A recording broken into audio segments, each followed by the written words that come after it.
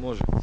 Marko Drevenšek, danes tekma proti Hajduku Puli, na koncu sicer poraz s 3-1, kako je bilo?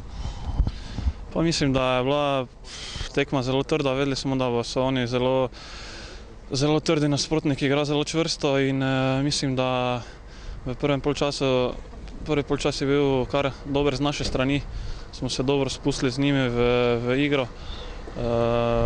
Pač dobili smo ta gol iz neke njihove polpriložnosti, iz neke kontre. Potem drugi polčas smo izenačili, ampak nismo več toliko uspeli, da bi zadržali žogo v svoji posesti in smo večino časa laufali za žogo, ampak kaj naj rečem, mislim, da tekma ni bila tako slaba, mogoče tiste neke naše napake, da smo dobili te gole, tako da je pač rezultat malo višji, kot bi realno lahko bi, mislim, da bi neki remi bil pravičen na tej tekmi. 10 dni je še do prvenstva, kakšni formi ste?